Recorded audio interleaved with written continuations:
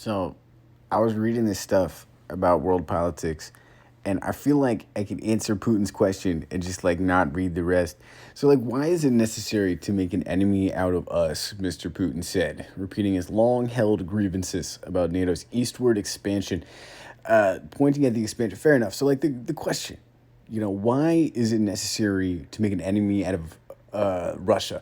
The real honest answer is that any serious criminal organization in the world is going to be using the underground section of Russia underneath tons of permafrost that functions similar to, but not quite like, basically it makes it hard to see. If you're underground, it's hard for satellites to get accurate ground scans of stuff. There could be literally millions to billions of dollars of like drug smuggling, child smuggling, black weapons that the government literally has no idea about whatsoever.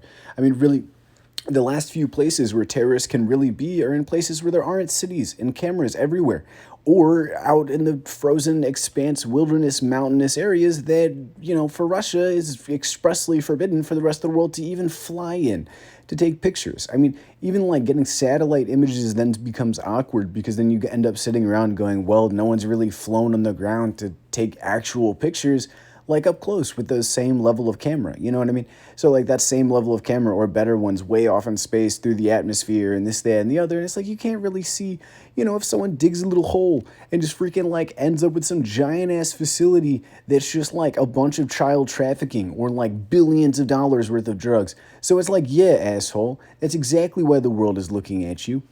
I mean, not exactly. Well, that's why, I'm interested in Russia and like, kind of having them included in, NATO rather than, him appearing to want to greedily take back a little province like some world dictator and, off gunning by himself to start some giant war.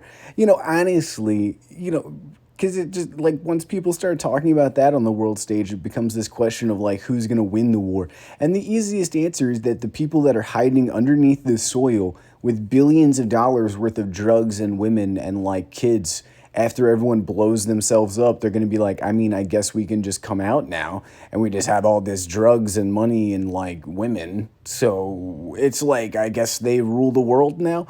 Like, you know what I mean? And like, that just seems like bullshit to me. So the honest answer for why it's necessary to make an enemy out of Putin is because he's outside of, NATO's jurisdiction right now. And honestly, he's acting like an asshole on the world stage.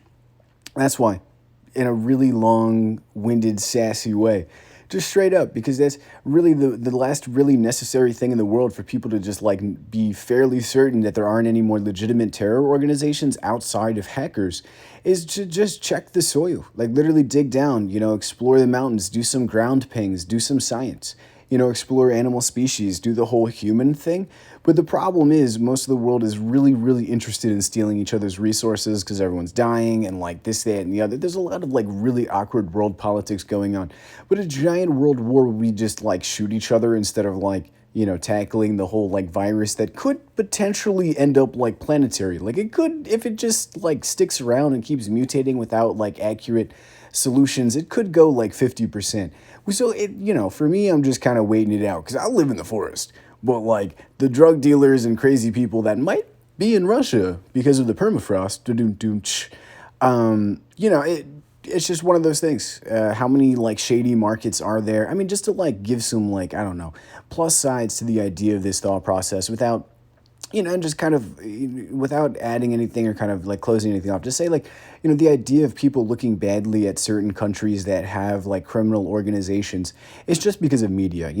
Like for example, like the Yakuza does something weird, and then as an American, I'll look at it and go like, oh man, in Japan, their government's like working with their black market or something because I don't have a well-rounded understanding of their government system and how that, interplays with their society structure and how I view it as an American. So like when I look at something like Russia, I might just immediately assume Republicans that they're like a whole bunch of Soviet communists, but it's really just a bunch of normal people trying to like go about this whole government thing.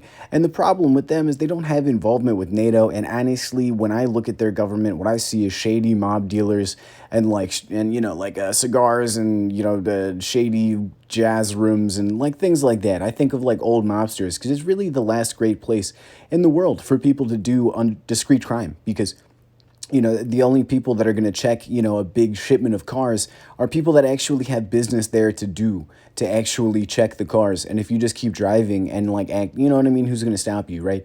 Like there's got to be some kind of crazy trade going on. And that's my view of it as an American, that there's like got to be some kind of crazy mob dealings. And that honestly, media just is going to like mess with that. And, there's like old ideas of old, extremist groups like the Black Hand, where it was just a small group of people that went and did like random ass political assassinations and shit and made, serious changes happen in the world where, that's was the idea. They would go and basically, you know, that makes it sound like a good thing. This is not Antifa bullshit. But like, like they would go and do that as the Black Hand and go and kill political leaders and blankety blank to make real political change. I just made that sound like a good thing. It's clearly not.